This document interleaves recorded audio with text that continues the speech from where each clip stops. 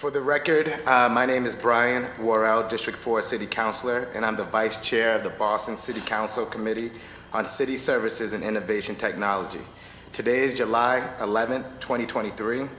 This hearing is being recorded. It is also being live streamed at boston.gov/city-council-TV and broadcast on Xfinity Channel 8, RCN Channel 82, Fios Channels 964. Written comments may be sent to the committee email at ccc.csit@boston.gov and will be made a part of the record and available to all councilors. Public testimony will be taken at the end of this hearing. Individuals will be called on in the order in which they signed up and will have 2 minutes to testify. If you are interested in testifying in person, please add your name to the sign-up sheet near the entrance of the chamber. If you're looking to testify virtually, please email our central staff liaison, Megan Cavana. Hope I said that right. Cavion? Megan Cavion, sorry about that. Cavanon. At Megan, MEGHAN KAVANAGH at boston.gov. For the link, and your name will be added to the list. Today's hearing is on docket number 0724, order for a hearing to discuss the digitization and tracking of parking regulation.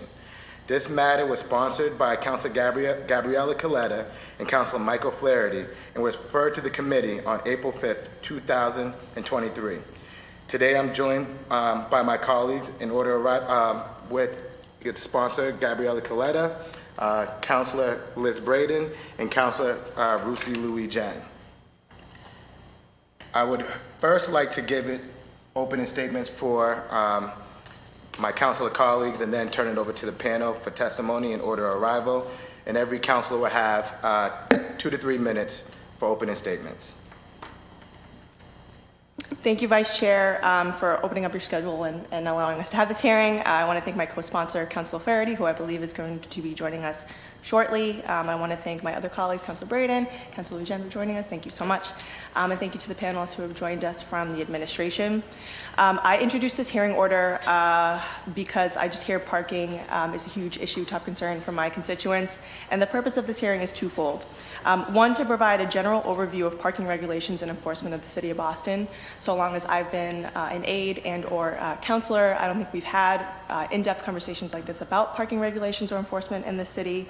So I'm looking forward to it and identifying any gaps in service.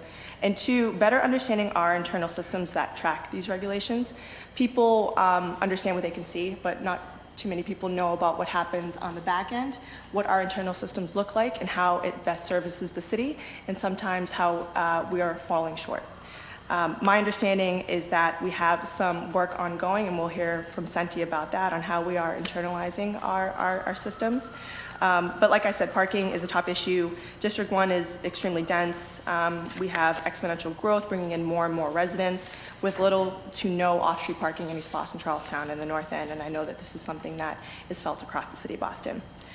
Anecdotally, on-street parking regs in my district are almost like an ad hoc patchwork of regulations, with the exception of Eagle Hill residential parking, the Eagle Hill residential parking program. There is limited consistency within commercial and residential neighborhoods. For example, in East Boston alone, there's residential parking from 6 a.m. to 6 p.m. in some areas it's 6 p.m. to 6 a.m. Want to just basically understand for myself, my colleagues, and then folks listening, why that is. In commercial districts, there's sometimes 15 minutes, there's 2 hours, there's metered parking. Whenever we've asked for metered parking, that doesn't really go anywhere, and so I would love to understand what the thought process is around instituting metered parking across the city. I'll often ask why signage is in one particular area, and it's always a legacy of decisions made before the present, and no one really has an answer for that, and it's not anybody's fault up here, but it's almost like, why did this get here? And somebody at some point made a decision, and it just has no rationale. I also understand that BTD has stalled all new residential parking program applications, so I'd love to understand what's going on with that and timeline, and enforcement. So what happens across the city, from what I've seen, is just catch-up, what I call catch-up enforcement, where new signs will be installed across the city, and we'll almost have to find coverage to make sure that we can have enforcement there. And I know that there are staffing shortages and people are doing what they can. And then on top of that, my understanding is that enforcement knowledge is passed down through institutional knowledge, right? There's no tracking mechanism of where our city assets are, and therefore we don't actually know by looking at a computer or anything on our phones through any sort of application or technological system where the regulations are across the city. And so that is why I introduced this. I do think that if we were to have something like that, maybe as simple as a GIS system, although my understanding is that we have the assessment department, Public Works involved in all of this. So having this conversation out in the open, I think, is helpful for all of us. It shows to residents that we are working on this. City government is doing what it can to better its own system so that we can best serve the residents of Boston. So I look forward to your testimony, look forward to getting into questions and just the conversation in general. Thank you. Thank you, Councilor Coletta. Now I'll turn it over to Councilor Braden. Thank you. Thank you. And thank you everyone for being here this morning. I'm not going to repeat. I think Councillor Coletta's experience in District 1 is very similar to ours in District 9 in Alston Brighton. We have a few funky anomalies in our situation, and thank you all for being here. I know it's been very challenging. We talk to you, your department is probably one of the departments we talk to, BTD. We talk to you almost every day, maybe multiple times in a day, on all sorts of issues. So the things we have to contend with, one of the big issues is that in Alston Brighton we are contiguous with Newton and Brookline. They do not allow overnight parking. So where do the folks in Newton and Brookline park? They park in Brighton and Alston. And then the folks who live in Alston can't park in their own streets. So this is a real big problem. We have students who bring cars to college and park in the neighbourhood. There's a sort of a neighbourhood network of where can we park the car, and So we have students who bring cars to we need to talk to the universities encouraging their students not to bring their cars to the city. We're seeing an increase in residential development in which parking ratios are very low. But the fact is that residents of those new buildings still bring a car. They still have a car, but they want to park it in the street. And we've been trying to get a system whereby if you a lease, language in the lease that would say you understand that this is a low parking ratio. The idea is to try and use alternative methods of getting around. Use the T if we have transit-oriented development. You shouldn't be parking your car on the street. And really trying to enforce that. And other cities manage to do it. If you're in a building like that, there's language in your lease. You don't get a resident parking sticker. The fact of the matter is nobody's getting resident parking stickers at the moment. So the other issue is that in these new residential developments, parking is very, very expensive. I can understand the economics. If it's a choice between paying $250 or $300 a month to park your car in the garage, you're going to park on the street if you can. So we don't have any control over that, but we really need to sort of grapple with that. We're seeing tens of thousands of new units of housing in our neighbourhood, similar to East Boston, and it's causing havoc at the moment. The other issue we have in Alston Brighton is that many of our roads are controlled by DCR, so that again adds another level of confusion on days for street cleaning. Sometimes the city cleans the street on the same day as the DCR, so there's literally nowhere for people to put their car.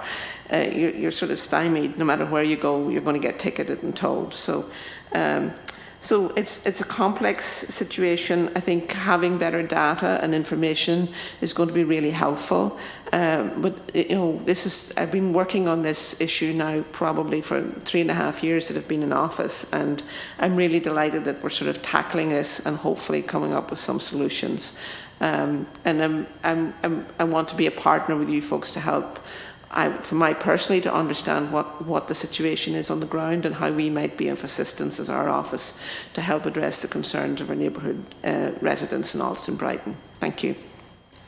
Thank you, Councillor Braden. Now, Councillor Louis Jen. Thank you, Chair Worrell, and I want to thank Councillor Coletta and Councillor Flaherty for their leadership on this issue. I'm not going to belabor the points that my district councillor colleagues have made. As an at-large city councillor, we just hear about parking enforcement issues around the city. And so what excites me is that we have Chief Garces here to really think about digitization and think about how we tend to set the example as a city in a lot of areas, and I think that this is one as well. I second my colleagues in hearing from residents all of the time about parking issues and parking confusion when it comes to making sure we are prioritizing a simplification of information to our residents and making sure that we are prioritizing the needs of our residents who have cars. I think we have a very tight city, and it's a finite number of parking that's available. But I think we can maybe try to think about solutions. Councillor Braden brought up the fact that she hears from residents who live in buildings where parking is very expensive. We especially hear that from people who got an affordable unit in one of these buildings where the unit is subsidized, but parking is not. So is there a way to assist those residents or give them some sort of priority when we're thinking about resident parking and things of that nature? But I want to thank my colleagues for their leadership, and my staff will be here even when I'm not to listen and to give feedback to my colleagues and to the administration. So I just want to thank you all for being here in this robust panel and for all the work you do on behalf of the city. Thank you. Thank you. Council President Flynn, opening statements. Thank you, Mr. Chair. I'm going to pass for now. Awesome. And now we're been joined here by the administration, Nick Gove, Deputy Chief for Transportation for the Boston Transportation Department, Santiago Garces, Chief Information Officer, Department of Innovation and Technology, Rocco Coriango, okay, Assistant Director of Parking Enforcement, Boston Transportation Department, Darrell Weathers, Parking Enforcement Officer, Boston Transportation Department, Stephen McGuire, Parking Clerk, Boston Transportation Department, Amy Cording, BTD Director of Engineering, and Paul Crimmins, Yes, sir. Contract Administration Parking Clerk. The floor is yours for your presentation. Thank you.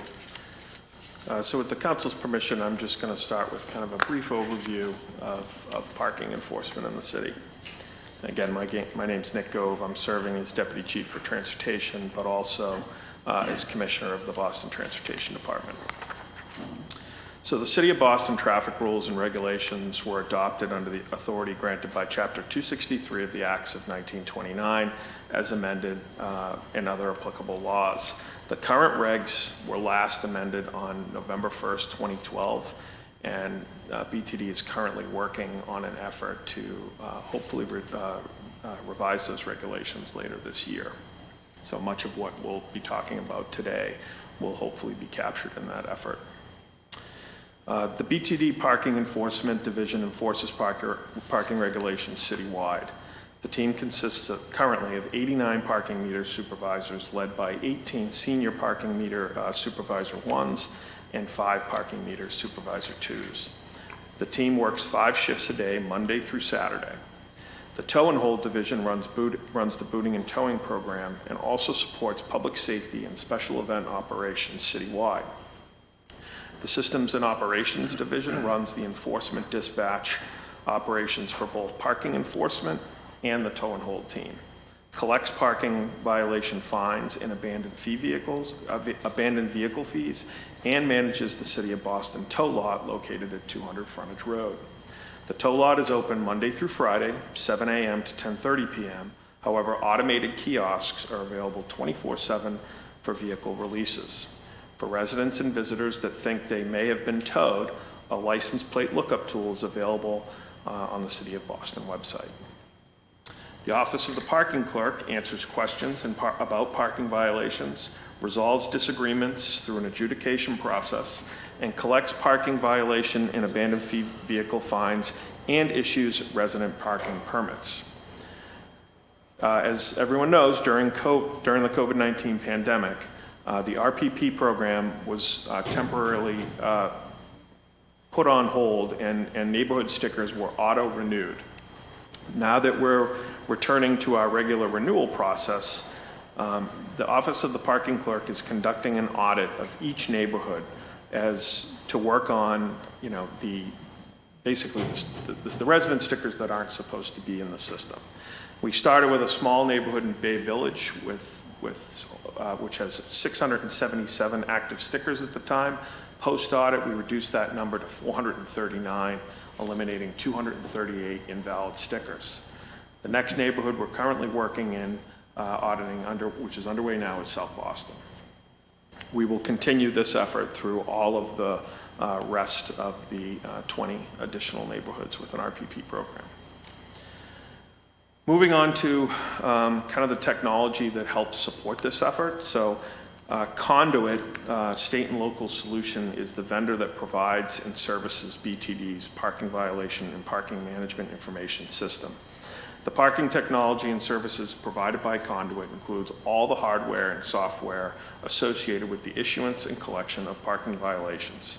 This includes the cashiering system, pay by phone and pay by web and app, workflow system to process constituent correspondence regarding parking violations, as well as an interactive voice response system with phone bank, noticing system for unpaid and overdue backlog collections, adjudication process for constituent disputes, the lease fleet program to collect violations incurred by large commercial entities, a database to support the resident parking program, which again includes over 125,000 resident permits throughout the 22 neighborhoods in the city, handheld ticket issuing devices for all parking meter supervisors, half-dozen license plate recognition devices, the LPR devices used by the tow and hold team, the abandoned vehicle system to collect fees from individuals who abandon cars on city streets, and a data reporting system used to track revenue, analyze data, and manage productivity. That is the current system that we use across the department right now. What I want to talk about next is a system for asset management that we are currently in the process of implementing. So BTD is in the process of implementing the Cartograph asset management system.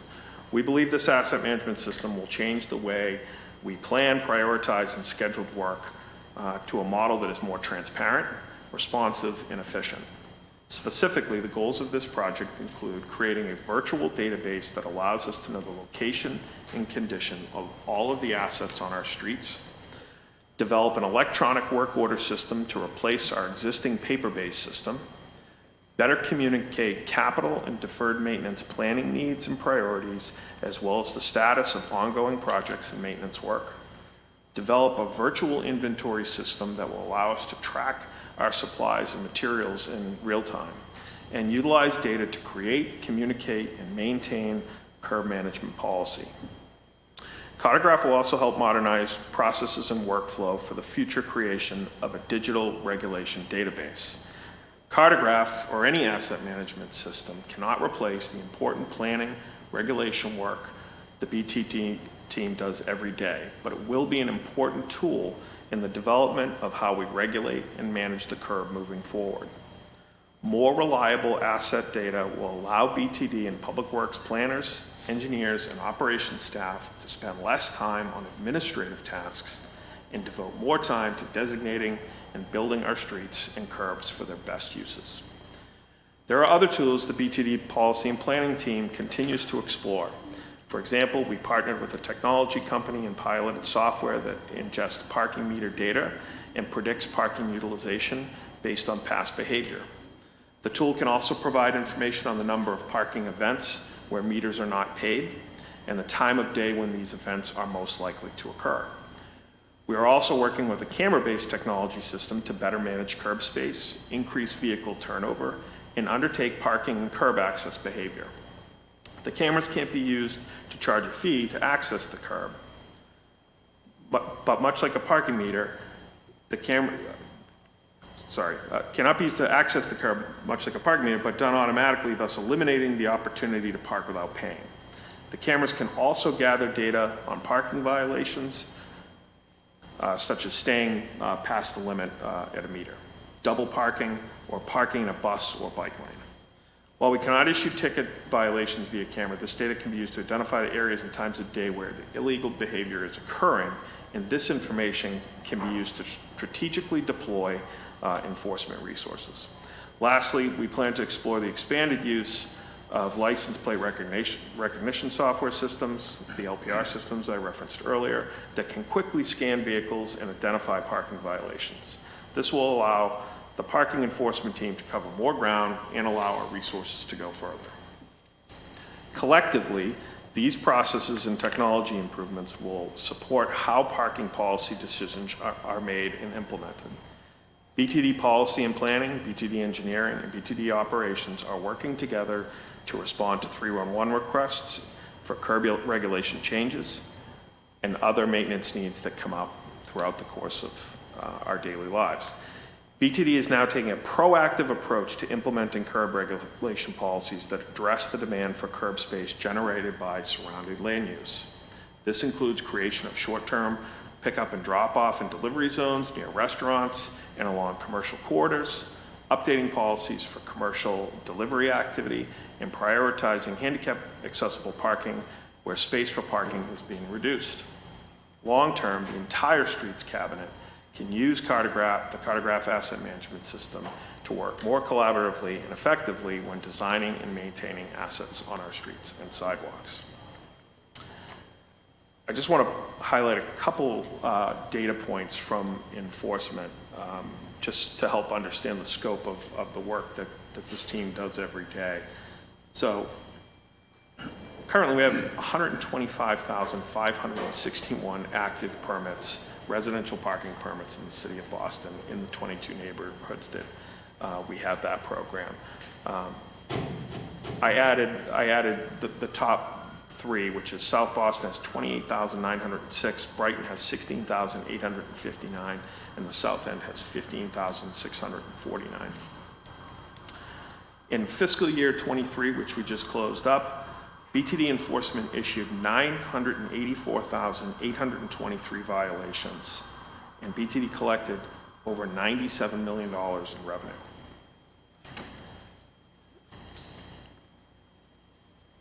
Moving forward, there's some other components of the mapping related to Cartograph that we can potentially answer as we move into the questions. But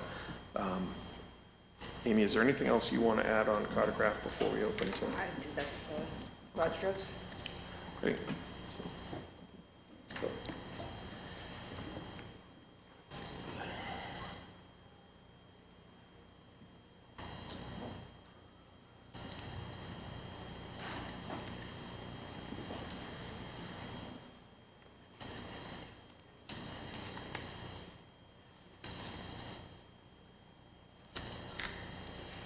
I have a couple of slides, sorry.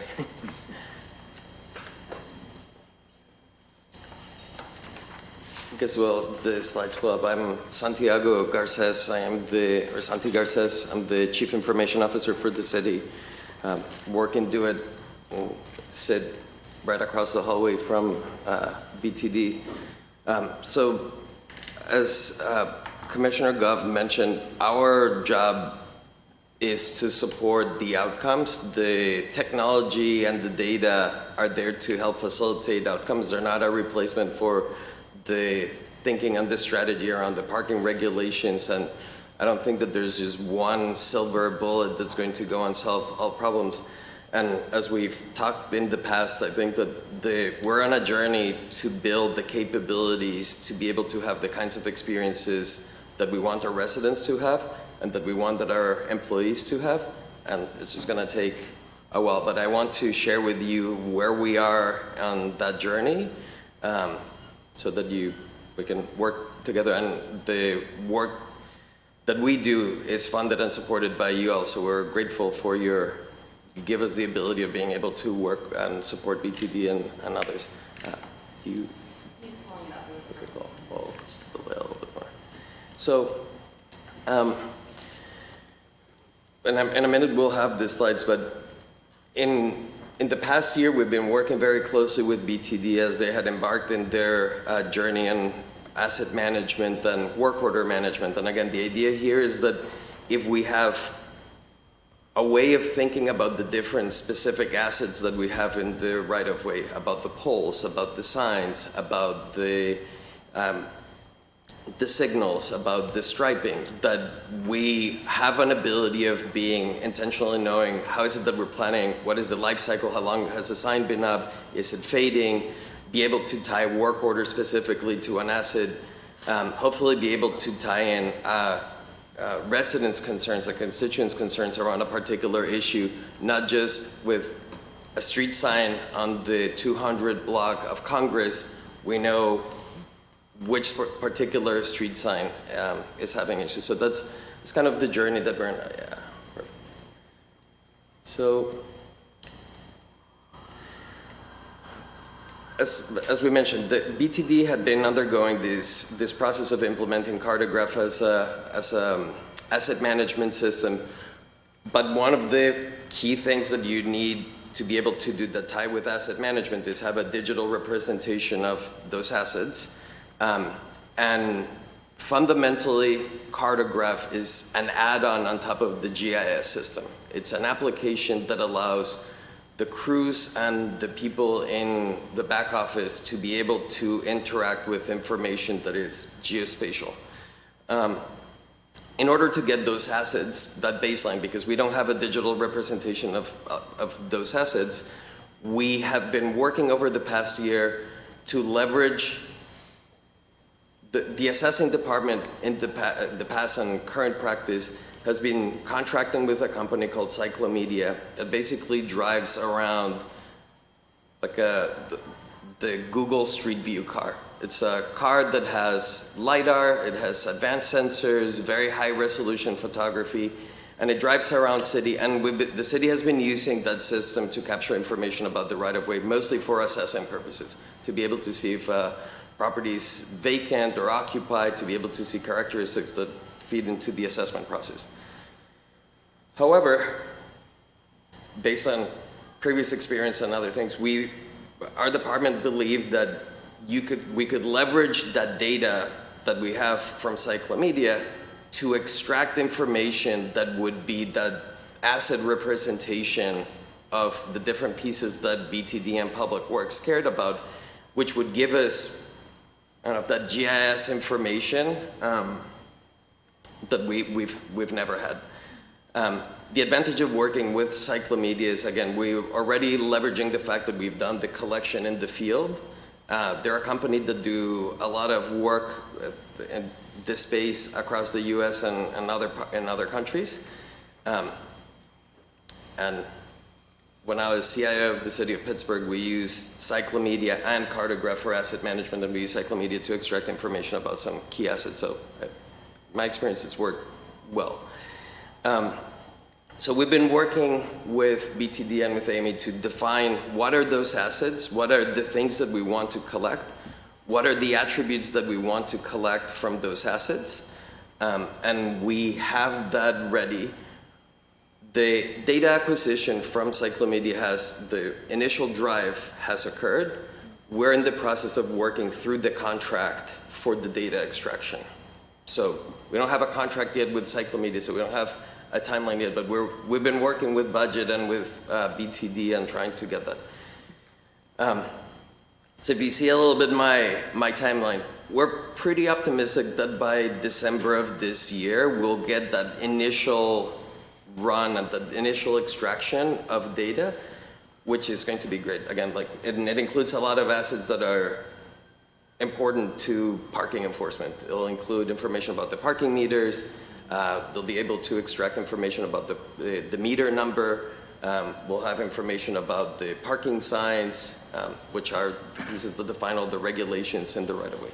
Now, because there's so many signs and so much information, in that first extraction, we're not expecting that we're going to get like really high level of classification. We're not going to necessarily be able to tell you that this parking sign restricts parking for residents except on Thursdays from midnight to 4 because there's curb. Like that level of detail will probably not be extractable at the first round.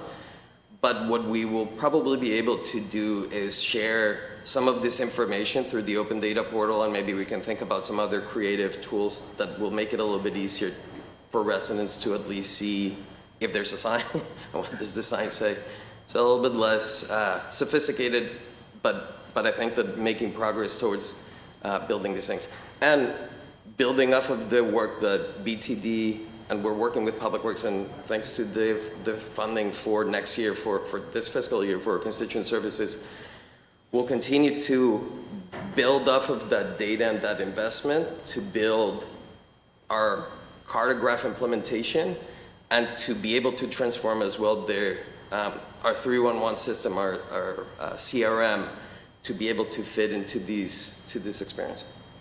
And again, our hope is that hopefully by next year, in a year from now, we're in a position where we're able to get, based on these investments, even more quality in terms of better granularity in terms of the data of like what is it the designs say, being able to get closer to understand, both to support the planning effort, to be able to relate it to other data, enforcement data, some of the other sensors.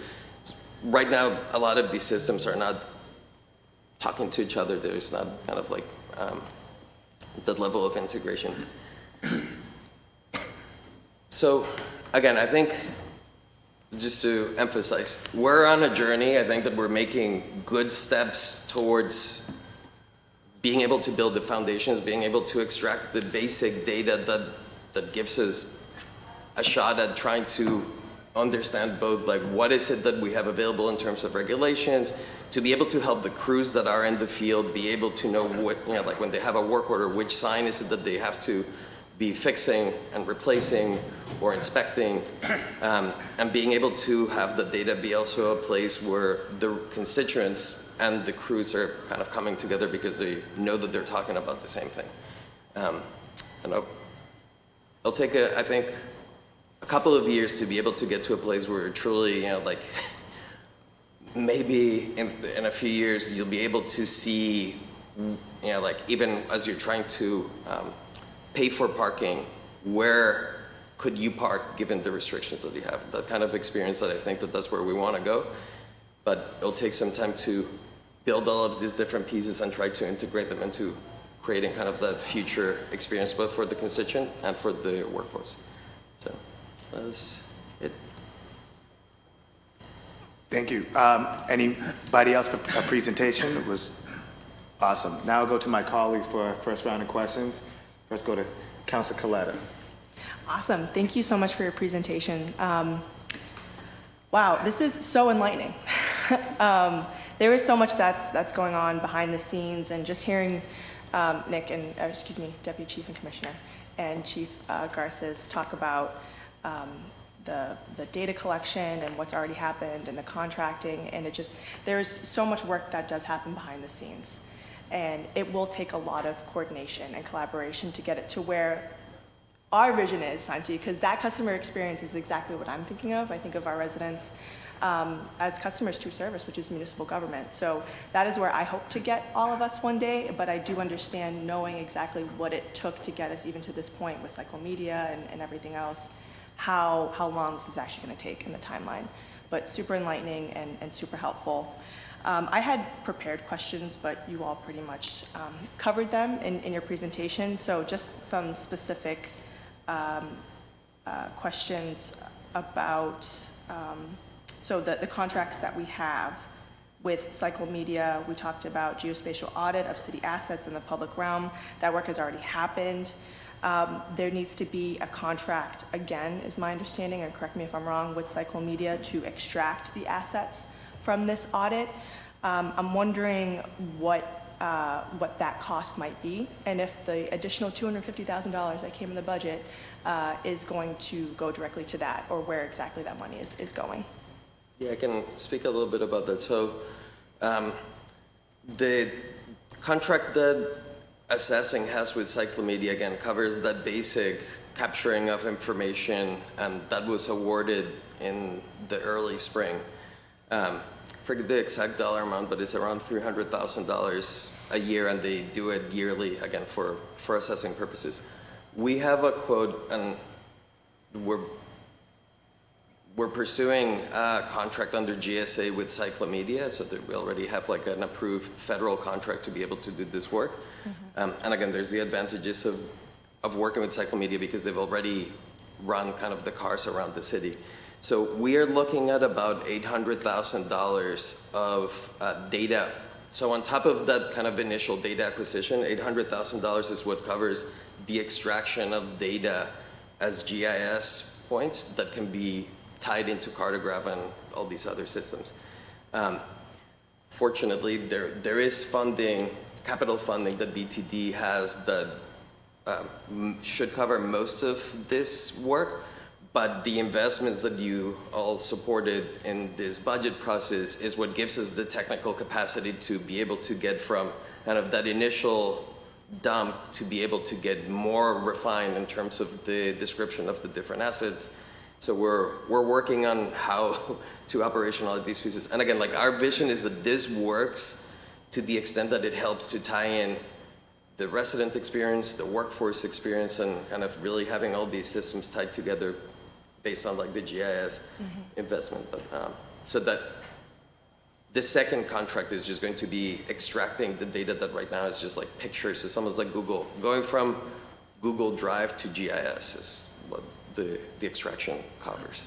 Thank you for that. And so there's Conduit, and there's Cartograph. We're doing Cyclomedia, which is the back end and just gathering all the information. The manifestation of all of this work is our lovely enforcement officers walking the streets, enforcing the regulations. How are they interacting with all of these different systems? So 311, I would love to understand how Park Boston, that application interacts with all of this, Conduit, Cartograph, there's just a lot. And I understand that integration has to happen. What is their average day like in understanding exactly what is going on in the streets? How does that dictate their schedule? Are you being more reactive to 311? Or do you have set routes where you're driving through the neighborhoods? I'm just trying to process this in my brain to better understand what the daily workflow looks like for our enforcement officers. Thank you for that question. And Daryl can back me up as much. The enforcement officers have set routes. They have their routes that they undertake every single day. They change monthly so that they're not stuck in a certain neighborhood for the entire tour. So there's street cleaning.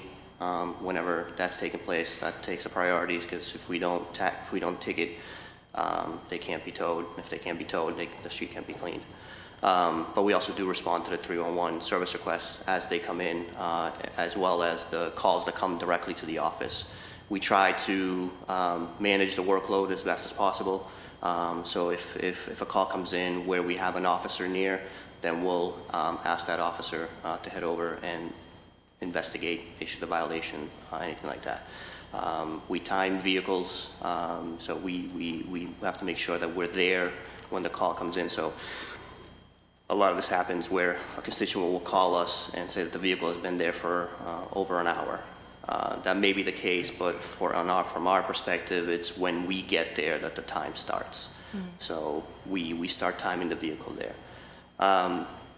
But essentially, they have their routes, they have their assignments, they use the signs posted as much as everybody else does. There's a lot of institutional knowledge, but we also do have a fairly young staff that has started over the last few years, so they're still gathering all that knowledge. We mostly rely on the Conduit technology for day-to-day usage. The handheld, the printer, we're not at a point yet where Cartograph or anything else has come into play, but it is an ongoing conversations like they said, so that's pretty much it. Okay. I have one more question based on the vice chair's suggestion. So, and then I'll come back for another round because I do have some more. But I think for this round, I'll just ask, just based on your presentation, we're looking at June 2024, where we will have the assets, signs will be digitized and partially classified. Workflows for deployment, replacement, and removal will also be digitized. So by June 2024, we should have a broad overview. We're not getting into the specifics of Thursday night at 6 p.m. until 6 a.m. I understand that. One day I hope we do. But the broad overview is something that we will have. And so will there be a holistic review of what is happening in commercial districts, in residential districts? Are we going to reform what is already on the streets in the city of Boston based on planning and what we end up getting? Yeah, and, we are certainly looking at, use of the curb today and making changes. But having all of this data in one place will allow us to look much more efficiently citywide. So I think both the combination of having all of this data in one place that's accessible and easy to kind of review for changes, coupled with the changes that will likely be coming as part of the regulations, that is a logical time, I think, to look at making large-scale changes. Great. And just one last thing, hearing $97 million in revenue just from this last fiscal year, right, 2023, Yeah. That's jarring to me. I think that's excellent. We need that revenue, obviously, to carry out day-to-day services in the city of Boston. The more efficient we are, the more revenue we'll take in. And I think that's a good thing for the city of Boston. So thank you. Thank you, Councilor Coletta. And just for my other colleagues, Councilor Braden, Councilor Flynn, 6 minutes for questions, and then we'll come around for a second round of questions. Councilor Braden, the floor is yours. Thank you. Thank you for your presentation. I'm very excited that we're using the money to improve our systems and have better data on what's happening on the ground. A few questions. I'm delighted, just out of curiosity, how many parking enforcement officers do we have out in Alston, Brighton? And this is not meant to be a gotcha question. If you haven't got the answer, don't worry. Alston, Brighton. During the day, we have actually 2, sometimes 3. At night, there's usually 2 or 3. Staffing is very low, so we we send out there whoever we can, but usually during the week, during the day, have about 5 officers during the day altogether. Thank you. I'm delighted to hear that we're thinking about the short-term parking situation for Lyft and Uber. On Brighton Ave, we have a wonderful bus lane. We have a bus and bike lane, and inevitably there's going to be Uber, Lyft, Uber Eats, or parking in the bike lane. So it's all of the benefits of having a bike and bus lane is just blown out of the water. So I think having a double parking with Uber and Lyft, having designated pick-up and drop-off spaces is going to be really critical. Like the old-fashioned taxi rack, that if you want to get a lift, you go stand at the corner and you get a taxi or a cab or a lift there. The other issue really is just in terms of coordination with BPDA on large projects. And like I already mentioned, the issue about very low rate parking ratios in new buildings, but I think we need to make sure that the departments, in terms of just even planning and thinking about what the future needs are, and given that we have an absolutely exploding population with new development. Even just this week, we've had complaints about a new building that they have to get more parking in the building, to go to a low parking ratio and get as much parking as they possibly could. They do stackers but a stacker will only hold a compact car. So if you have a larger car, you can't park it on the stacker. And then also the same goes for EV charging in the building, like 25%. Do we need to revisit? And this is like sort of a tangential question, but again, it begs the question: if we don't have adequate charging in buildings, then people are going to we're going to need more EV charging on the streets and in parking lots. And we've got 2 municipal parking lots in Alston Brighton, so that's a big challenge. And then the other issue is, and I know there was a piece in the paper about a resident who got his off street. He got a curb cut to get a car off the street to do his EV charging. With increased EV charging, we're going to have more residents coming to us and saying, we need a curb cut because I want to bring the car up to my house to do an EV charge. And I'm walking around the neighbourhood and I'm seeing power cords coming from houses across the public sidewalk and into the street to charge EV cars in the streets in Brighton. So, I think we need to get our heads together to try and come up with some real solutions to that. And I know it's a sort of a tangential question, but that's what we're going to be facing right now. That's happening right now. So the coordination with BTD, it's just, and the police department and BPDA, like, where are we with that situation? Because I think sometimes one hand doesn't know what the other hand's doing, and I think that's just a systems issue that we need to be all on the same page. So, I mean, BTD planning does meet regularly with BPDA planning on all types of projects throughout the city. So that coordination is happening and ongoing. And as far as BPD from both a enforcement standpoint as well as special events, public safety, we coordinate with them and they support us and we support them in the execution of that stuff. Mm-hmm. I think, I agree there. I think we are nearing potentially an explosion in the use of EVs throughout the city. I think one of the challenges most recently has been supply has not been able to meet demand, but I think the market has responded to that, and there is increasing supply of these vehicles. So I agree. I think very quickly we are going to be in a situation where there is going to be incredible demand on both private and public infrastructure to charge those assets. Mm-hmm. Yeah, I think it's coming. We see it coming. I'm not sure that in terms of policy that we're ready to, in terms of the requirements of new buildings to have 100% EV ready is not necessarily got the capacity to, 25%.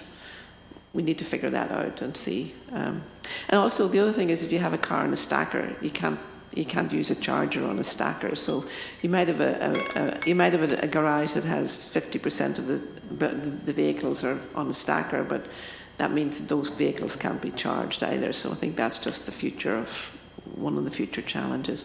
I realise my time's up for now, but I'm going to come back. Thank you. Thank you, Councilor Braden. Council President Flynn, the floor is yours. Thank you, Mr. Chair. Thank you to the administration team that's here as well. Thank you to the sponsors. The traffic enforcement officers in the city, I think they do an exceptional job.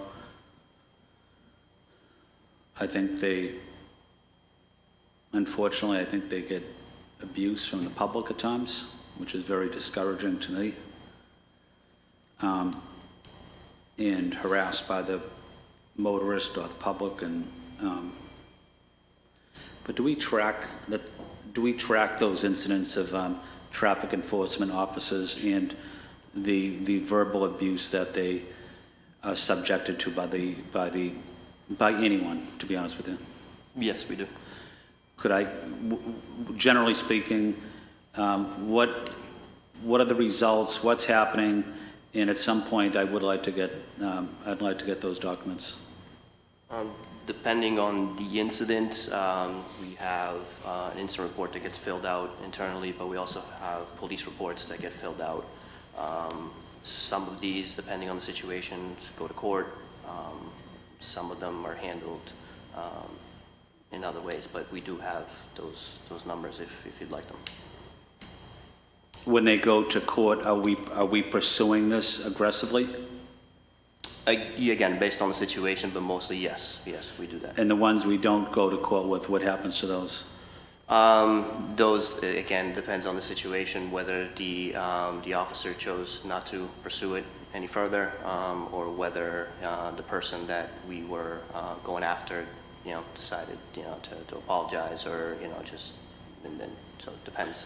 There's no, certainly there's no excuse for verbal abuse, but is there any physical abuse that's, that our officers are receiving, unfortunately, from the public?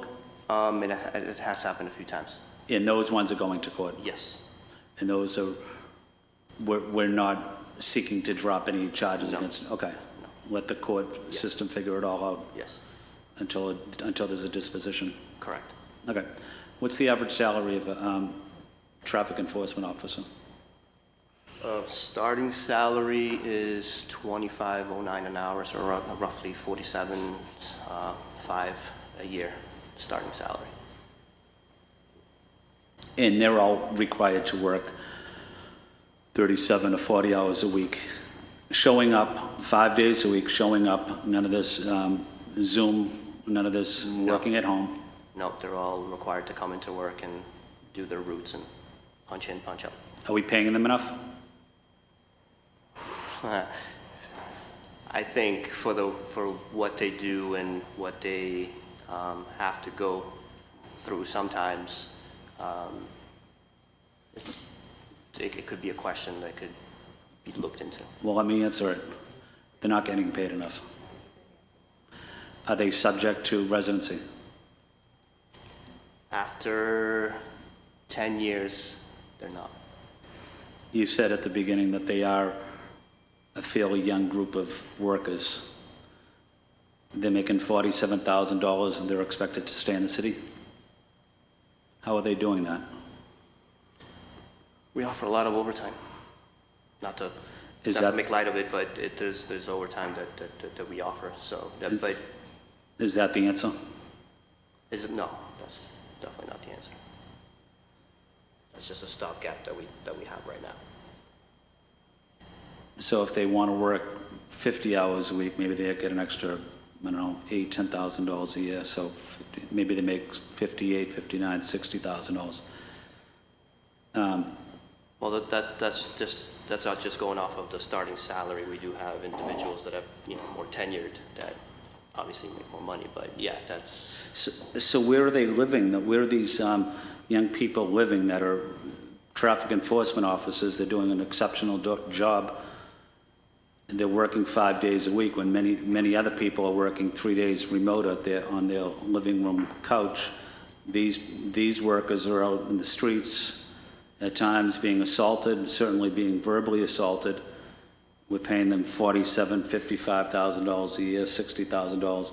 Where are they living on that type of salary? How are they affording it? different situations for different, to answer that question. Some of them live, they're married, have other incomes coming in.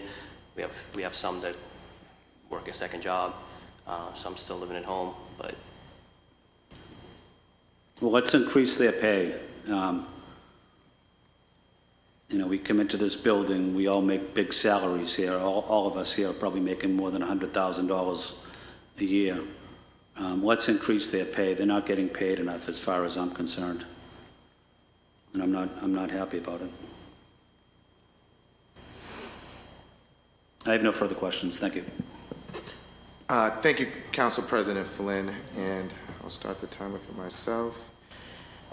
Few questions. My district, I'll dump like a lot of issues that I hear from my district, and hearing that $97 million revenue. That was surprising, but it's definitely just speaks to the amount of work and the efforts of everyone on the team. Curb management, well, not curb management, but blocking driveways is something I hear about a lot. Is there any current policy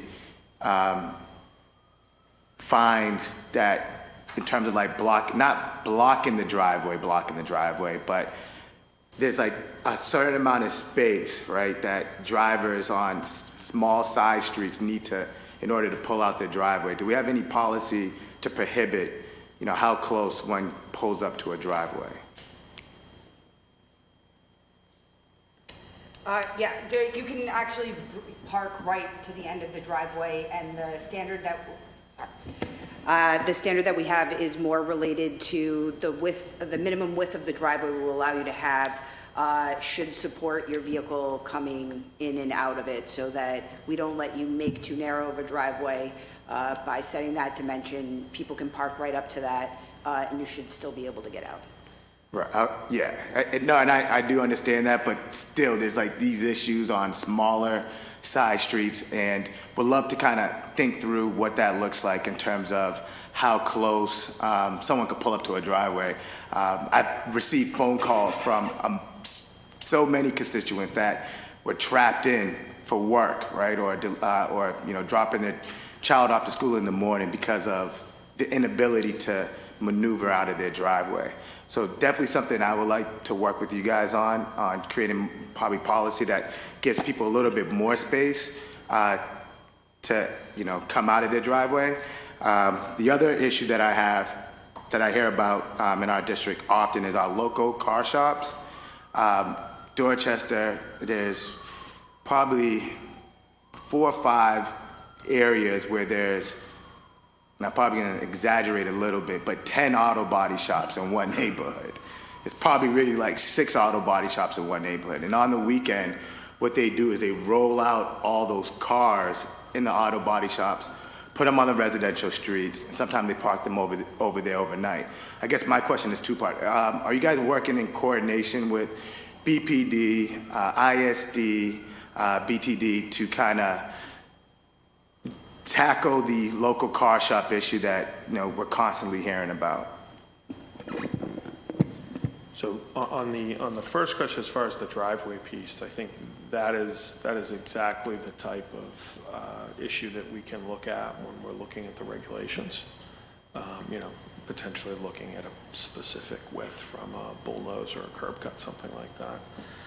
As far as BPD is concerned, yes, we do work with them as far as enforcement of an auto body shop moving vehicles out into the street. Sometimes they'll move vehicles that aren't registered or plated.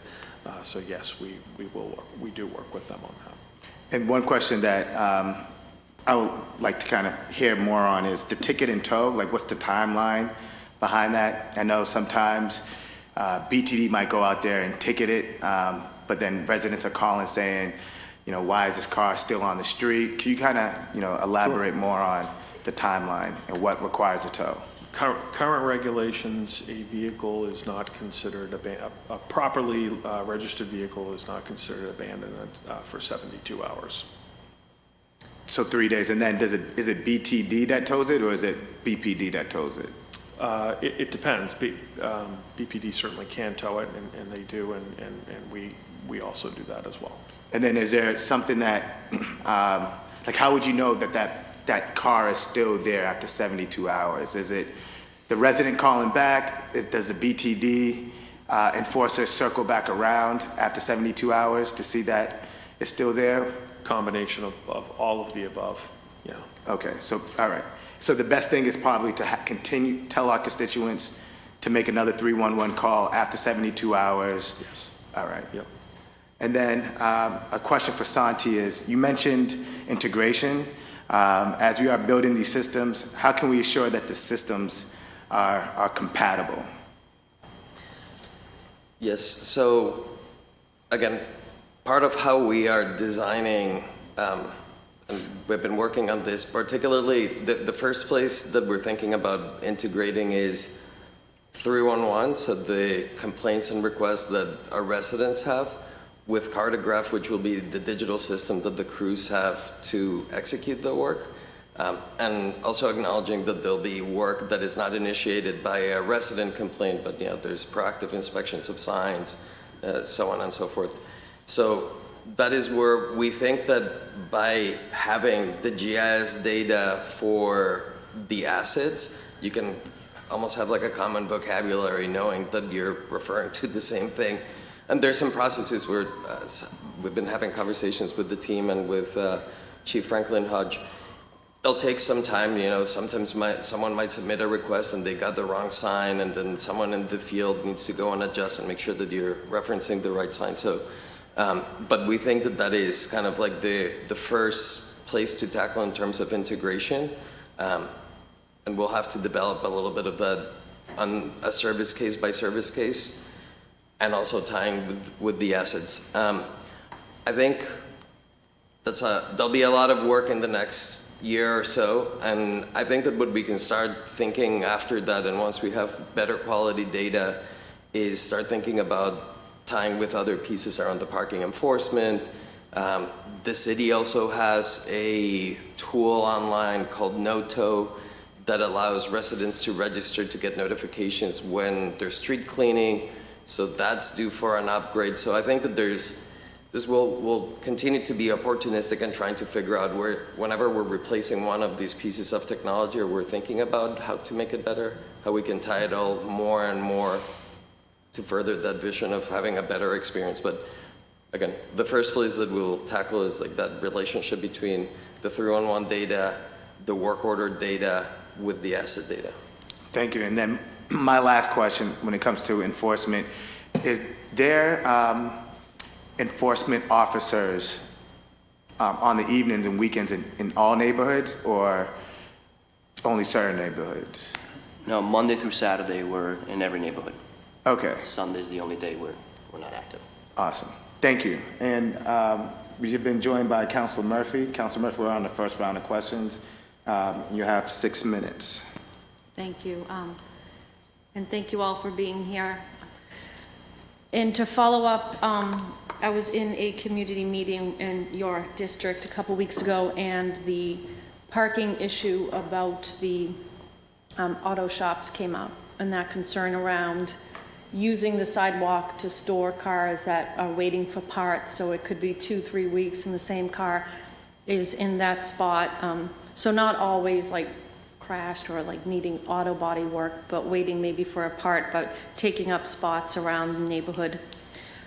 But you mentioned that the 72 hours, because I know many people have a car parked in front of their home and maybe take the T to work or don't drive it, so that's 5 days. Like, at what point can you, because I know that people have said they've called about this issue and often told that there's really nothing we can do, and if it's a registered car, it's in the inspection sticker and all, they could ticket if those things are out of compliance, but they're not going to actually tow it just because it may have been 72 hours in the same spot.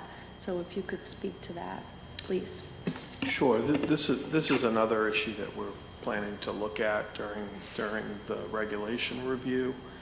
I think in certain cases, obviously, 72 hours is completely appropriate for an abandoned vehicle. But I think when you look at the example of the resident permit parking program, 72 hours may no longer be the appropriate length of time. So, yeah, I think we do need to look at that as part of this effort.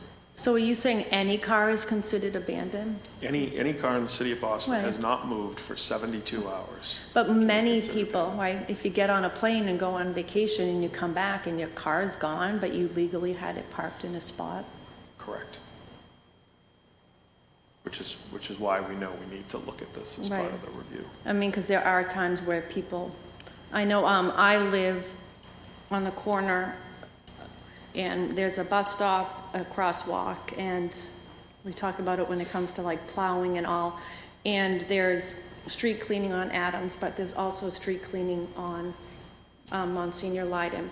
So there's definitely cars like every other week who they don't really move, but they will move when it is that time they'll shift it to Adam Street, and then they move it back to the side street, and it goes back and forth for like years, but the car isn't actually being driven any other time, just to move it off the street that would get tagged when it's street cleaning season.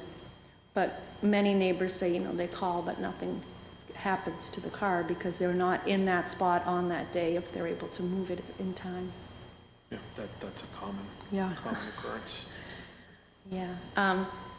Yeah, so just, I mean, it's a fine line also. I know when resident parking in different neighborhoods, I know Councilor Coletta has brought this up with the airport and other issues, and in Dorchester and anyone who lives along the T, we often had a lot of people up off Cruz Street near where my mom lives, where people, you know, come in from the South Shore and they park on, you know, Beaumont and streets around there and just walk down to the T.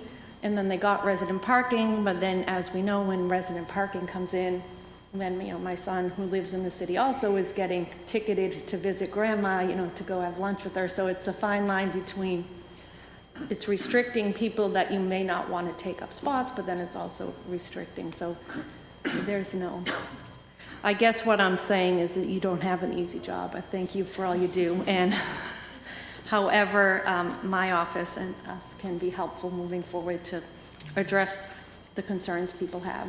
And it's also, I mean, a fine has to be enforced, but I would often see when they actually towed. Now they ticket when they try not to tow on my street, but, you know, it was someone coming home from like working the night shift and you knew that it was probably half their week's pay, and, you know, they're trying to get down to Freeport Street to see if that's where their car was towed to get their kid to school. So it can also be, you know, an equitable thing, a concern. But it's obviously revenue we need in the city, so we'll continue to work with you. Thank you. Thank you, Councilor Murphy. Now we'll go around for the second round of questions. Every council will be allotted 7 minutes of time, starting with Councilor Coletta. Just 7? I'm just You need kidding, I'm just another kidding, minute? No, I'm just kidding. Thank you. Thank you, Vice Chair, and thank you to my colleagues for their wonderful questions.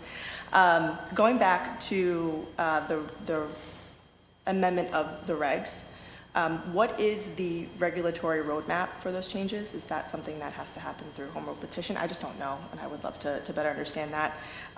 And also, can you provide a preview of what the proposed changes would be, and then when those might be filed, or when the City Council will see those? Sure. And so we have already started to, you know, draft some edits to the regulations, you know, for, I think, for example, I'm not sure the word bike is currently in our regulations, right? So addressing changes that have already been made is going to be one of the first priorities, right? So, you know, addressing changes to the street that we've made in the last several years. So we've begun drafting that, but yes, we will be happy to obviously circulate that for review, and you know, frankly, we'll have to get back to the council with what the public process will be for those changes. Thank you. And my council colleague just brought up a good point. If we can build in any sort of check-in on that. I know that the last time that it was amended was in 2012. I don't know what the prior process looked like, but if we can build in every year, 2 years, 3 years, whatever makes sense, and come up with a timeline that works best for the Streets Cabinet, I would encourage that partnership with my colleagues here. Let's see. Okay, so the implementation, sorry, one last question in case, and I'm sorry if I missed this, but the timeline of the implementation of the cartograph system with full integration of 311, conduit, all of that, what is the timeline on that? Or what is the goal date?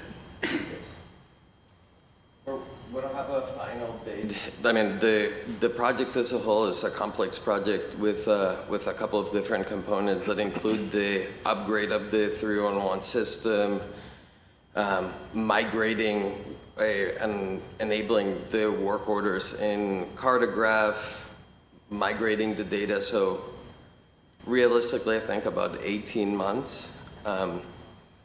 But there's a lot of details, and there's unexpected circumstances, team members that have left, people, so like we've encountered a number of issues that have dragged the timeline a little bit, but I think that our goal is 18 months from now to have things working in the future state. Do you feel like you're fully staffed? You have enough funding for this particular project? Thanks to you guys, now we have some funding too. And that's partially what's been really tough. Like didn't have the staff to be able to support the work, so a lot of that fell on me personally, on our chief data officer.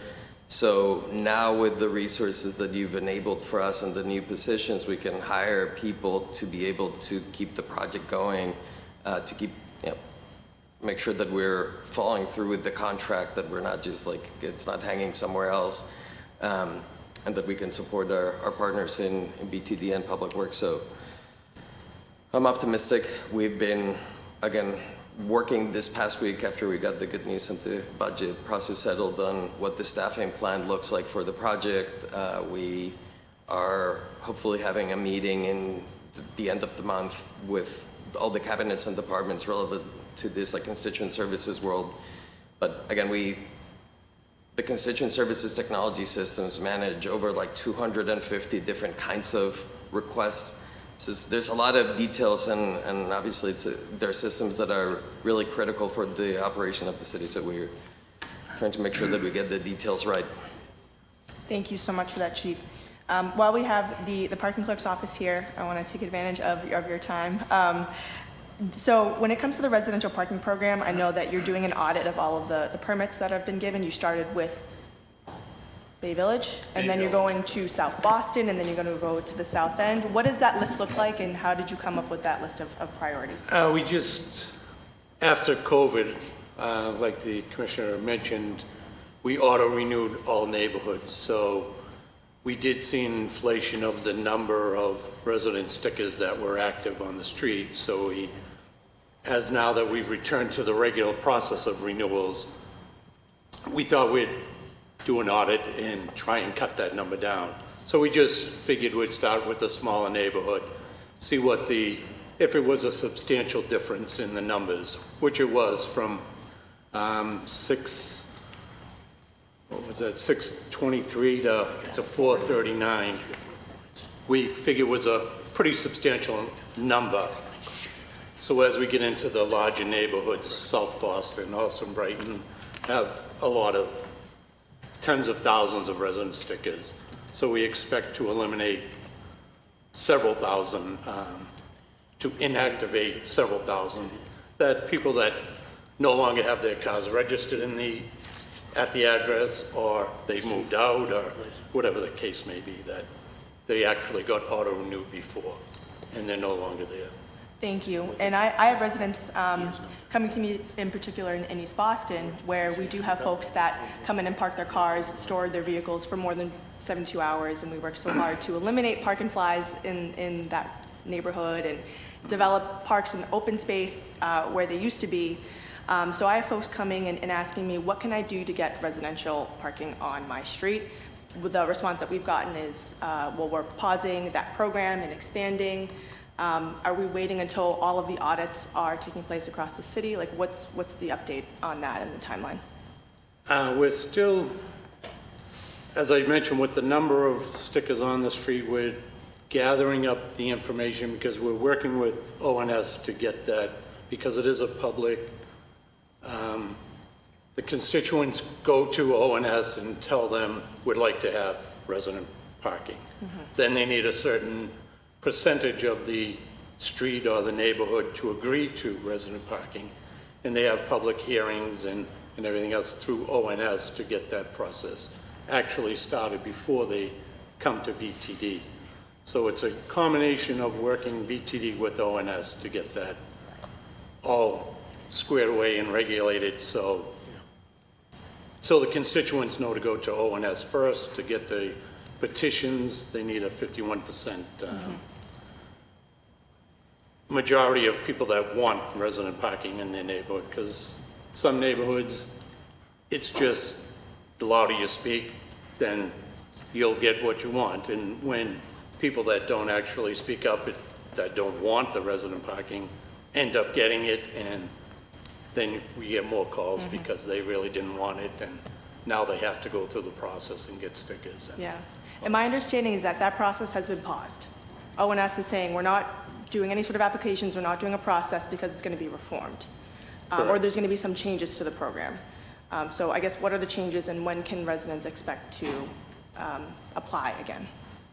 So yes, the program is still currently paused.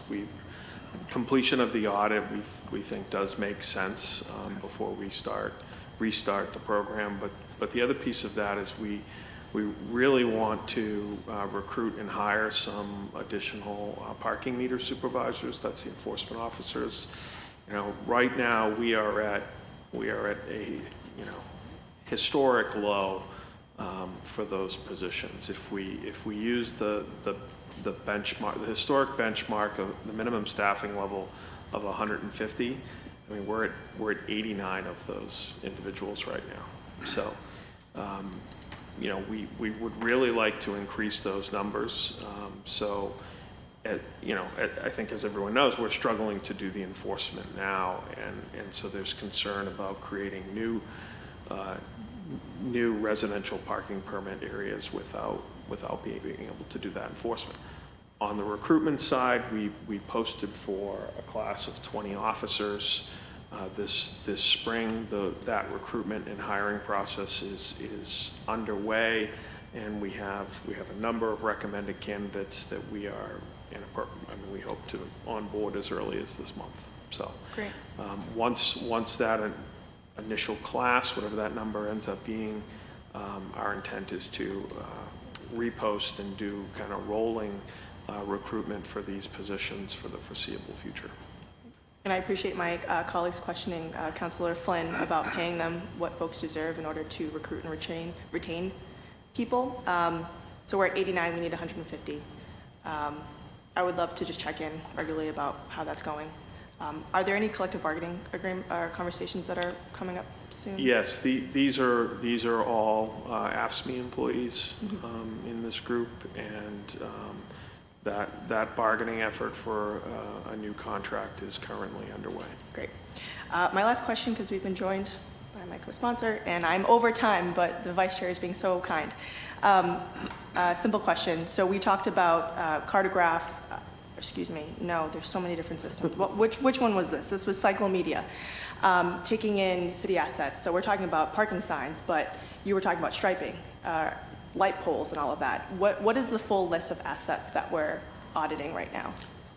We can get you a list. I can read, but you got most of them, right? It's mainly signs, markings, sorry.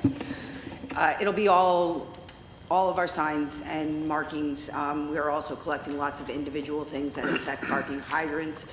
The street lighting will separately have its own inventory done. We hang all of our signs on street lights, so that is a big piece of it. For us, we're also looking at some stuff for public works, trees, litter baskets, benches, just some things that are just points that it would be nice to have an inventory of. Bike racks. We'll do our bus lanes and bike lanes and all of that stuff.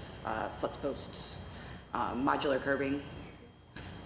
Yeah, Excellent. I'll just add, because we haven't had this information yet, as we were looking at this as kind of like a fundamental data acquisition run. I think that as we start tracking the way that these assets get rolled out through cartograph and whatnot, we might want to do, I find best practice every few years to do kind of like a census of these assets, just to make sure that you didn't miss any throughout, like even in your work order process. But it should be less expensive to do the extraction in future years if we start finding out like what is it that we want to really keep track of regularly versus what are things. But we're going very comprehensive to make sure that we're kind of making a revolutionary jump in our GIS program. Thank you so much. Thank you for your testimony, for your answers. Your work is so incredibly important, and I'm just grateful to all of you. So thank you. Thank you. Thank you, Councilor Coletta. Now we'll go to Councilor Flaherty. Thank you, Mr. Chairman, and thank you to the lead sponsor for including me as a co-sponsor here. And I appreciate everyone's time and attention today, and I apologize for being a little late. I had to attend wake and funeral for a dear friend and longtime supporter who had lost his wife. So thank you, and I know my colleagues have asked a bunch of questions. Don't want to sort of change the flow, but obviously it's good to see everybody here, and welcome, Deputy Chief. We had worked together in your, I guess, prior life over at DCR, so good to see you on board. Look forward to working with you as I do with everyone here. And a piece of advice, I'd attach Steve McGuire to your hip. I find him to be the most experienced and most knowledgeable about parking and traffic issues in the city of Boston, and he's been super responsive during my tenure here in the Boston City Council, and had great mentors and leadership, and has played a vital role for our city's transportation department, as have everybody has had the opportunity to work closely with Steve, and as have my staff over the years. So that's a little tidbit from someone that has probably the most experience in this building these days. And so with that, I just want to maybe just touch briefly on signage. One of our issues is the signs should be present. They should be clearly visible, not tipped at a 45 or in some instances a 90-degree angle, which we do see. So being able to kind of get in touch with colleagues here in the council and to a 311 and be able to dispatch in a short period of time when a sign goes missing or is destroyed or is faded because of inclement weather or sun. A lot of the times, sometimes you pull up and you're like, yeah, is that say street cleaning? Is it so we need that, the guessing game as a matter of basic fairness to residents and to visitors, taking the guessing game out of the equation so that you can see a clearly visible sign that tells you what you can and what you can't do, I think is a big piece of this. So back to basics on the sign piece. And then for me, it's always been, I guess, a conundrum, and I think now maybe, Chief, with the technology upgrades and our meter maids having the handhelds, having the ability through some type of network or computer system to be more compassionate, particularly with, relatives taking care of a sick parent or aging parent, physical therapist coming in for an appointment to give someone physical therapy at their home, hospice in those final days of someone's life. Boston loses out because the bright, talented physical therapists, home health care workers, and hospice workers, they choose not to come to Boston. Geez, I'd love to do that. I'd love to take that job, but I don't want to get my car ticketed and towed. I don't have a resident sticker unless the person that they're taking care of has a handicap placard that they can affix to that healthcare worker or that hospice worker. So we're missing out on that, and to make sure that we're more compassionate and conscientious of our residents, particularly those who are in need of physical therapy, home health care, or on the back stretch. There's got to be a way that someone can apply. Say it's someone in my home and we need physical therapy. And we've contracted with the physical therapy company or through one of our hospitals, and that physical therapist is going to come 3 days a week to take care of my relative. We got to be able to get onto some system and say, show that there's a legitimate prescription or contract, and that as the meter maid's coming down the street, they type in that code or that number, and they say, no, we're not going to, let's not tag this car because it's in our system as this is a home health care worker and they're here doing physical therapy for 2 hours. Let's not tag that car. Let's not tow that car. I got to think that the technology is there for us to be able to do that. And why we're not doing it now is for me, is a little mind-boggling. Councilor, if I may, we do have a Home Health Care Alliance system where we do distribute placards to Home Health Care Alliance, to visiting nurses, to hospice care individuals that are in our system, and they get a placard for their visits, and the enforcement officers are aware of them. Their license plate is usually put into the handheld, so when they come across it, if they don't have their placard visible, they put in their license plate, and it'll pop up on their handheld displaying that this is a Home Health Care Alliance member or a visiting nurse member, and they're allowed to park in that resident spot. Right. And so thank you for that, Steve. And then hopefully that Healthcare Alliance folks, I don't know how you can become a member of the Alliance, but then maybe having the ability to expand that for hospice care workers, unless they're part of the Alliance already, and then even, a resident of the city that has a son or daughter that takes care of them. Say, for example, like my sister has to come in and take care of my dad on Monday nights. She can't do that right now because resident parking program precludes that. She can come in and take care of my dad, but she's going to get ticketed and or potentially towed. So having a system where a resident and taxpayer of the city could sort of plug into sort of that alliance network and basically say, hey, my daughter is going to be taking care of me 2 days a week or 3 days a week, or, say I go stay with my dad at night and I need an overnight, but I'm not from the city. Again, just trying to make life easier for the city resident and the taxpayer who's aging, that needs family members to help sort of provide care and offset any of those expenses, but they can't do it because they're going to get a ticket or a tow. And Right. I got to figure And to be again, we more do compassionate. have placards for those one-off, for these ad hoc type things, but unfortunately, you would have to know enough to contact our office Right. to get that. And a lot of people don't do that, so they end up in that situation where they're helping out a parent, grandparent, or whatever, end up getting ticketed because they didn't have the information perhaps to contact our office and get a placard for Right. that. So maybe having a brochure or some type of information on the website that kind of describes that, hey, if you're taking care of a sick relative and or if you're engaged to a company around physical therapy or hospice, if you're not part of the alliance, then you have this option, and maybe somehow figure it away. I just think that, again, day and age and the technology has to be there for us to, and again, in many instances, it's a temporary thing. It's an elderly person that had their hip replaced or had a shoulder replacement or a knee replacement, and they just need a son or daughter or a niece or nephew to kind of be holding down the fort for, a week, 2 weeks, 3 weeks, and then they're back up and running and things have moved on. But it's that window that really kind of sets people back, and where that, particularly for aged and elderly and our handicapped residents, I think that would make a world of difference. Probably save them a ton of dough as well in the process. Right.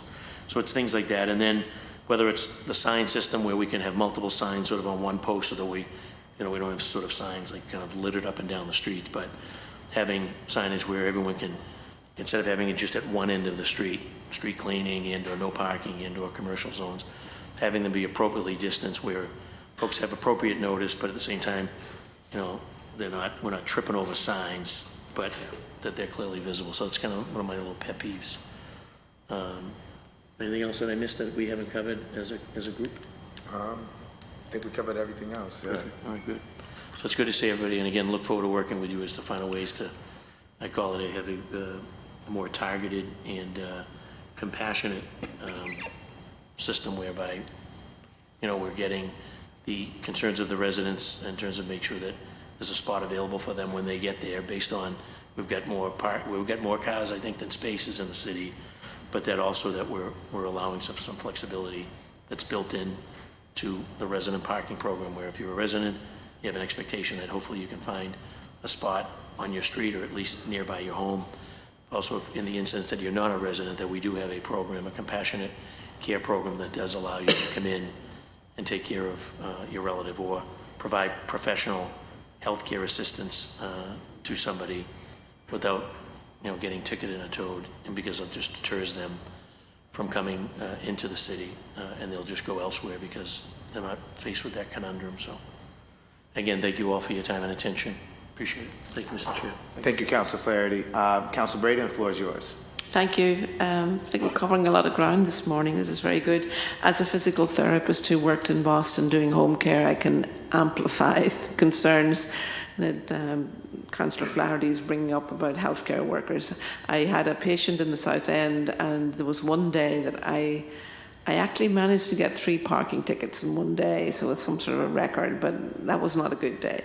And I wasn't able to get any dispensation for being a healthcare worker. And I got very, very good at parallel parking. There was one parking event that I was parked the car, and it took me 16 moves to get the car back out of the spot. So it was about 6 inches in front and behind, and it was really challenging. And I can understand if you're a healthcare worker, your productivity, you're supposed to do like 6 visits a day.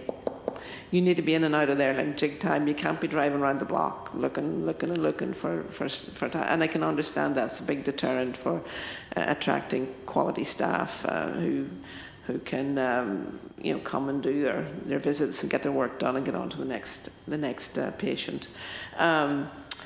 The other thing we need to think about is we're really adding a lot of bicycle infrastructure, and we're encouraging people to use alternative modes of travel apart from driving and cars.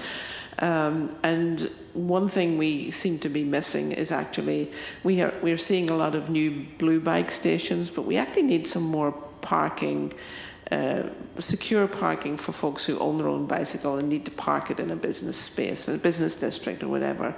I know in other, there's a very nice one down on Western Ave at Harvard in their new science building, but it takes up a good bit of space, but it probably holds 50 or 60 bicycles. I think in some of our business districts, you see these sort of very, I would call them dismembered bicycles. There's a frame and wheels are missing, and they're just hanging on lampposts and hanging on street signs and are a hazard for pedestrians. But I think we really need to sort of seriously look at better parking for bicycles in our main street districts. And the other issue I wanted to bring up, and I know I've raised this before and I was told not to bring it up again. One issue when we're looking at our whole parking policy is to think about parking benefit districts. Like, I know it's really impressive that we can bring in $97 million in revenue from parking, but the parking benefit district is an idea that a small sliver of that revenue would be reinvested in the business district or the Main Street district where that money is generated from. And you could put it to enforcement, you could put it to beautification, you could pay for hokies to keep the streets clean and litter-free and reduce our incidence of rodent problems, trash and cleanliness, graffiti removal, and then it would also be very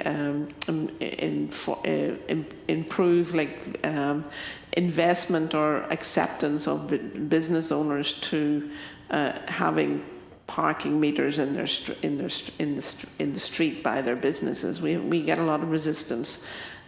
Many business owners feel it's detrimental to their business, but I think if there's better turnover, more people coming and going and are able to get and opening up those spaces for folks who are going to stay for 2 hours rather than folks who are going to park their car in the street for all day and take the express bus downtown. I think it's worth looking at the parking benefit district, and I just throw it out there as a consideration. I also want to amplify the issue that we've heard about with, auto body shops parking cars in the streets. We have a case of a car rental on Cambridge Street who routinely parks in the residential parking spaces on a residential street, to the point that the folks who actually live on the street can't park the cars because all the rental cars are parked there. So, these are instances of that really make our residents crazy. It's so frustrating, and we don't seem to have a good solution. I think that's really most of the issues that I wanted to bring up. But any thoughts on parking benefit districts? Any thoughts on improved bicycle parking for folks who actually own their bicycle, not the red bike, the blue bikes? Sure, we are working at all types of street furniture, but bike racks in particular. We do have a program for installing them, and we agree there is increasing demand for that type of infrastructure. So we will continue to look at that. The business improvement district, as far as parking, yeah, we would have to take a look at that, just to understand how that would work. I think the way, if you generate money from parking meters, that a small portion of the money would be reinvested in the neighbourhood, in beautification, Yeah. And also it would be enhance the pedestrian experience, because we have car users, we have bicycles, and we have pedestrians, and improving the pedestrian experience is actually going to help our business districts attract more people to support our small businesses that are really struggling. So, it's an idea that's used in other parts of the country, and I think it might be worth looking at, and certainly maybe piloting in some of our neighbourhoods in Boston. We're happy to look at that. Thank you. I just had bike racks. Besides the blue bikes are part of the data that is going to be acquired through Cyclomedia. That type of data will likely be a little bit less quality, partially because we collect data by driving through the road. So if there's obstructions or whatnot, some of them, we might miss a couple of them. Compared to the street signs, we have high assurance that we'll get good, complete data on that. But just wanted to make sure you knew that that's some of the information that we'll be having. Very good. Thank you. Thank you. Thank you, Council Braden. Council Murphy? Thank you. Council Flaherty brought up allowing like home health care and others to have passes, and I know that the BTU and the Teachers Union has advocated for like itinerant workers who may be at more than 2 or 3 schools a day. But just your thoughts, because anytime we offer this, is there a fare, which I assume there is, and then how do we make sure that only people who actually need it are allowed the passes that they would get, right? Because you wouldn't want people to just take advantage of a system, and then how would we monitor if you're really, going to mom's house that day, right? Or do you not work on Tuesdays, but now you can park in someone else's spot for the day? So it gets tricky. So how on your end, and I know with the digital world, there's ways to digitally, but it's also just your brain work around how do we make sure that we're not taking advantage of, but at the same time offering what is probably necessary for many people, but not all.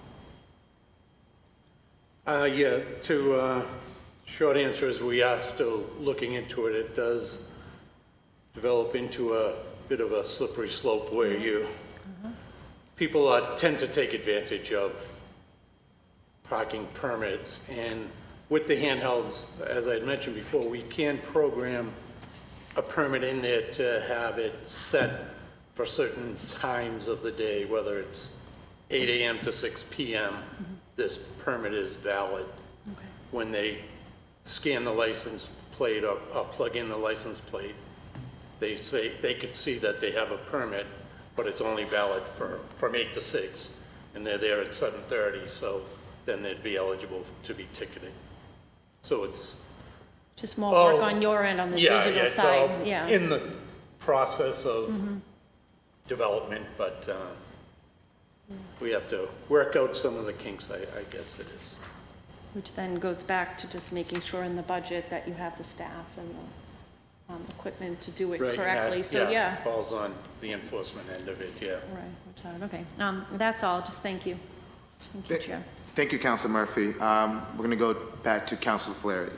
Thank you, Mr. Chairman, and my colleague, Council Braden, her line of questioning prompted this question is, and this is really my former colleague, Councilor Sal Lamontina, who spent a significant portion of his public service in the Transportation Department, was a staunch advocate for expanding the meter hours beyond 8 p.m., particularly in in a theater district where there's lots of restaurants, where there's lots of activity at night.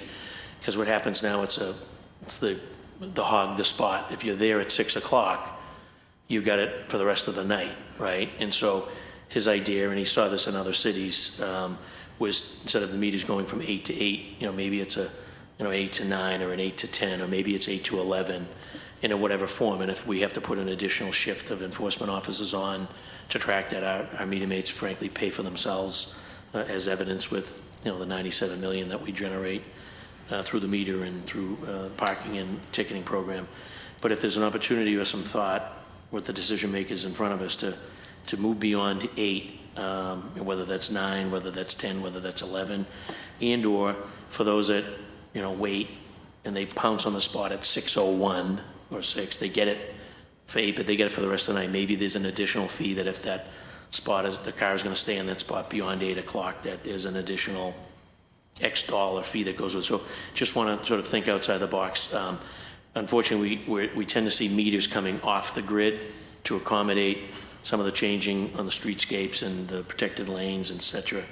but meters are a vital source of revenue for our city. It's how we sort of pay for the things that you guys like to do in your department and other departments. So we need to continue to balance that as we considering that we see taxable property coming off the tax rolls when we know that the commercial vacancy rate is starting to struggle.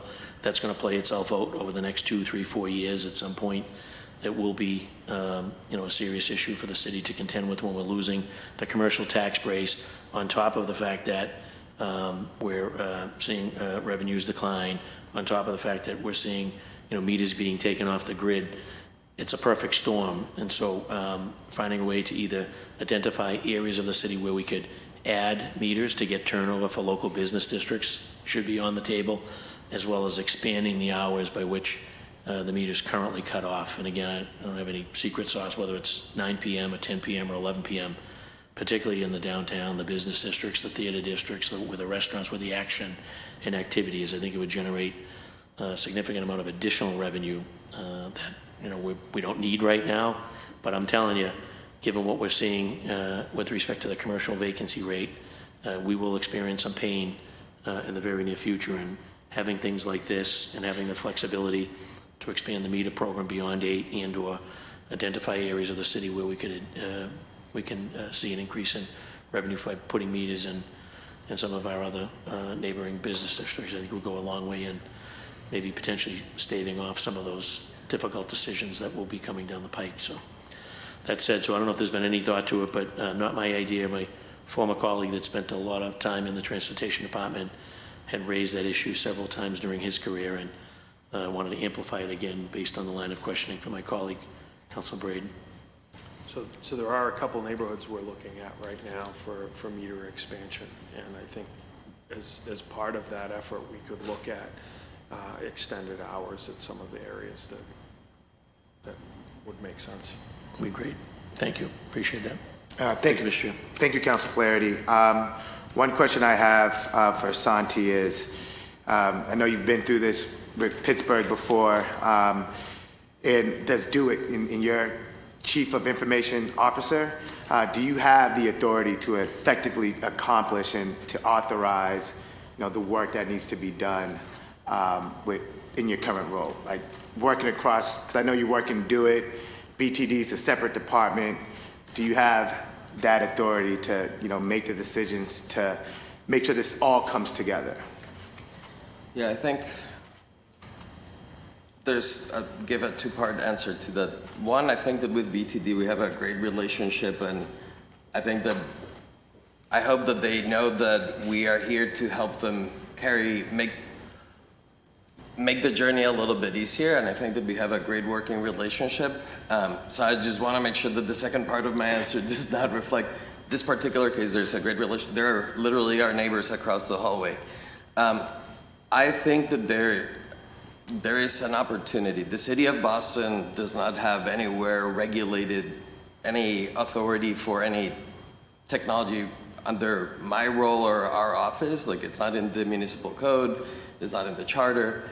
And in both other cities that I've worked, and if you look at the Commonwealth of Massachusetts, if you look at the federal government, there's usually clear responsibilities. It's, I think, not only about the coordination, the nice piece, but if we were to figure out, let's say that there's concerns around surveillance with the license plate readers, or let's say that there's security concerns around a particular part of the stack. That's where the authority, again, we have a great relationship, so I don't think that plays in this particular case, but there's times that we should be able to say no to make sure that we're, for efficiency reasons or for safety reasons, and we don't have that authority, and it is typical in most governments to have those roles and that responsibility outlined. Partially because if you want to hold us accountable for driving the city and driving the technology and the data, you would probably want to make sure that we have the authority to be able to carry out that mandate. Thank you for that. I'd love to work with you on revising that code to make sure that, your role in your department is equipped to make sure that we're moving the city forward in terms of technology. Now we'll go to public testimony, but we'll start with Councilor Coletta. She's going to read. something into record while we get up this public testimony on Zoom. Thank you so much, Vice Chair. I do have an email that was sent from a resident who could not be here today but sent in written testimony. It's from Laura Chamber. I hope I said your last name right. Apologies if not. And the email starts out with, as you are likely aware, the closure of the tunnel has severely restricted our mobility options, leaving many of us in East Boston stranded. Public transportation, despite recent efforts to alleviate congestion by making it free, remains insufficient with trains running at a frequency only of 6 to 8 minutes during rush hour. This limited service makes commuting even more arduous for residents. Moreover, the current street cleaning schedule exacerbates the situation. Many of us struggle to be home in the afternoon to move our vehicles to the other side of the street as parking spaces become scarce by 5 p.m. The inconvenience is magnified by the fact that street cleaning on Maverick Street occurs on both Thursday and Friday. This leaves us with limited parking options and forces us to navigate additional challenges. It is disheartening to witness how the City of Boston, along with its elected representatives, seem to have overlooked the difficulties we are experiencing and simply just failed us.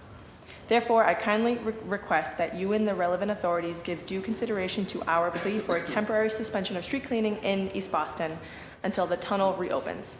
Granting this respite would alleviate some of the burdens we face daily and demonstrate a genuine concern for the well-being of the residents/taxpayers. Thank you for your attention to this matter. I truly hope that you will take this email expressing the frustrations of a concerned East Boston resident into account. Thank you.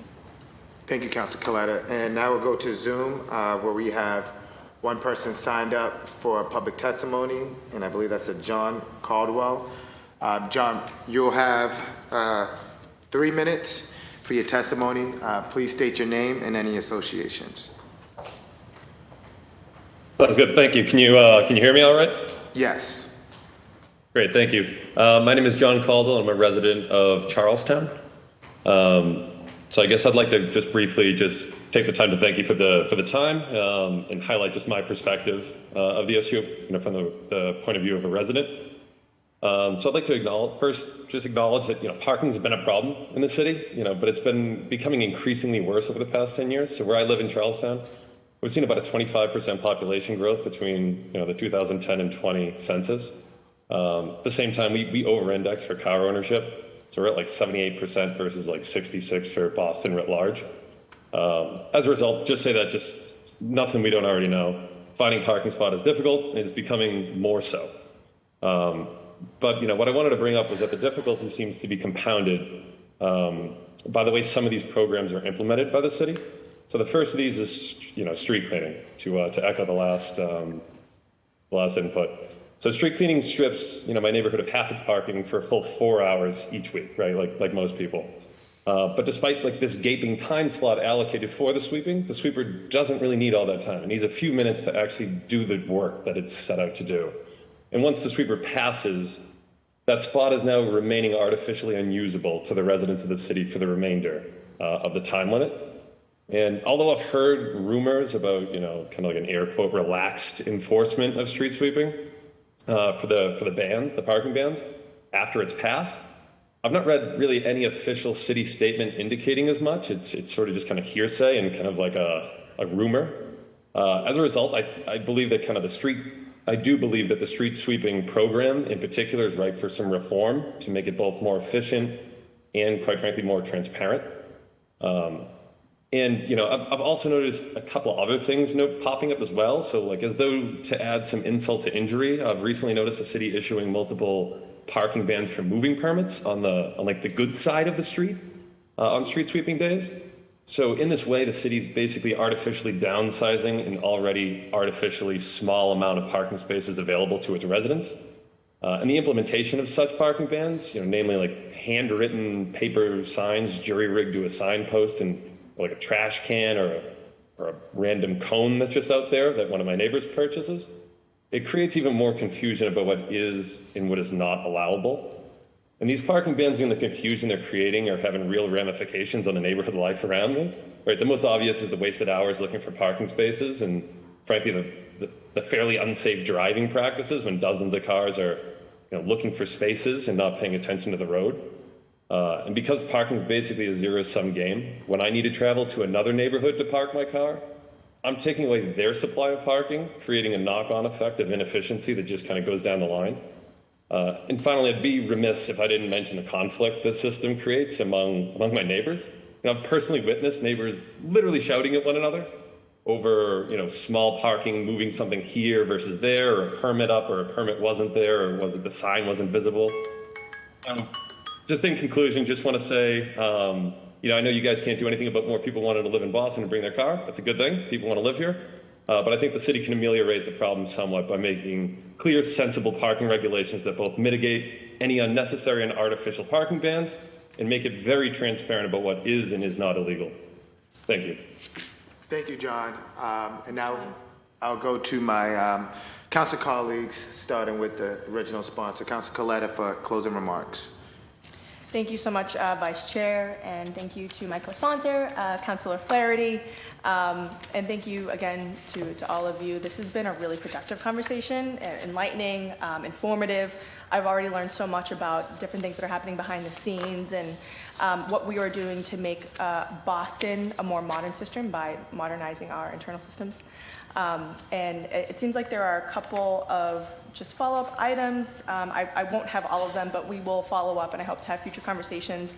But a preview of what the new regulations will be coming out of the Streets Cabinet, implementation of the cartography, did I say that right? Cartography system with full integration of 311, Park Boston, and others. An audit of all the residential parking permits in the city of Boston. I'm really looking forward to that work wrapping up. If I could encourage expedition of that work, that would be awesome, just so we can get the residential parking program up and running in my neighborhood. There's a whole bunch of different things too, but I am just so grateful for all of you, grateful to the parking enforcement officers across the city of Boston. Thank you, Daryl, for being here, and thank you for your work. We are just trying to make the city better, faster, stronger in everything that we do, and this is a part of that conversation. So look forward to future working sessions, hearings, and understanding what the progress has been. Thanks. Thank you, Council Flaherty. Thank you, Chair, for hosting. Thank you, Councilor Coletta, for including me as a co-sponsor. And again, as referenced, appreciate the work that you all do. And on behalf of our city, not an easy task. Clearly, transportation, parking, and traffic are sort of long-standing issues and conundrums for our city. And as we continue to grow our city, and as more people want to move here and bring their companies here, that's the good news. Bad news is we don't have enough parking spaces and/or the consortium of different signs and between street cleaning and no parking, et cetera. We just need to figure that out. So taking advantage of advances in technology, plus the skill set and the leadership here in this room, just look forward to working with you to make some of these necessary changes. Some good ideas have come forward in this hearing and from public testimony, as well as your collective work. So just look forward to working together to sort of solve some of these issues. Best of luck to Nick in your new capacity, and look forward to continued success for everybody. Thank you. Thank you, Council Flaherty, and thank you to my colleagues for your leadership in this, and thank you to BTD for all your work. And thank you, Santi, for always, trying to bring technology into this space to help our city be more efficient. Thank you again in this meeting or hearing on docket number 0724 is adjourned.